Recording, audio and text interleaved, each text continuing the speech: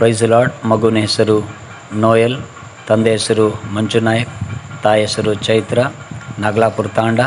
So ಇವರು ಕಬ್ಬು ಕಡಿಯೋಕ್ಕೆ ಹಾಸನದ ಬಳಿಗೆ ಇವರು ಹೋಗಿರ್ತಾರೆ.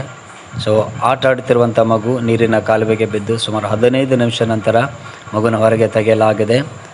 ಸೊ ಮಗು ಬದುಕುಳಿಯುವುದು ತುಂಬ ಕಷ್ಟ ಎಂಬುದಾಗಿ ಡಾಕ್ಟ್ರ್ ಹೇಳಿ ಅಲ್ಲಿಂದ ಹಾಸನ್ ಗೌರ್ಮೆಂಟ್ ಆಸ್ಪತ್ರೆಗೆ ಅಡ್ಮಿಟ್ ಮಾಡಿರ್ತಾರೆ.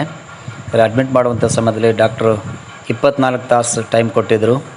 ಆದರೆ ಅವರ ತಂದೆ ತಾಯಿ ಪ್ರಾರ್ಥನೆ ಮತ್ತು ಅವರ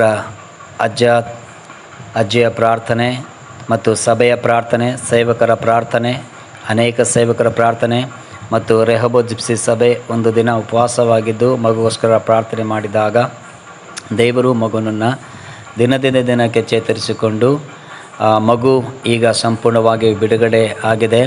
ಸೊ ಡಾಕ್ಟ್ರ್ ಹೇಳಿದರು ಮಗು ಬದುಕಲಿಕ್ಕೆ ತುಂಬ ಕಷ್ಟ ಎಂಬುದಾಗಿ ಹೇಳಿ, ಹಾರ್ಟ್ ಉದ್ಕೊಂಡಿದೆ, ಮೆದುಳಲ್ಲಿ ನೀರು ಹೋಗಿದೆ ಎಂಬುದಾಗಿ ಹೇಳಿದರು. ಆದರೂ ದೇವರ ಕೃಪೆಯಿಂದ ಎಲ್ಲ ಸಮಸ್ಯೆಯಿಂದ, ಮರಣದ ಅಪಾಯದಿಂದ ಮಗನನ್ನು ದೇವರು ಈಗ ಉಳಿಸಿ ಆ ಮಗು ಆರೋಗ್ಯವಂತನಾಗಿ ಚೆನ್ನಾಗಿ ಓಡಾಡುವಂತೆ, ನಡೆದಾಡುವಂತೆ ಮತ್ತು ಮೊದಲು ಯಾವ ರೀತಿಯಾಗಿದ್ದನೋ ಅದೇ ರೀತಿಯಾಗಿ ಮಾಡಿದ್ದಕ್ಕಾಗಿ ದೇವರ ನಾಮಕ್ಕೆ ಮಹಿಮೆಯಾಗಲಿ. ಆಮೇನ್.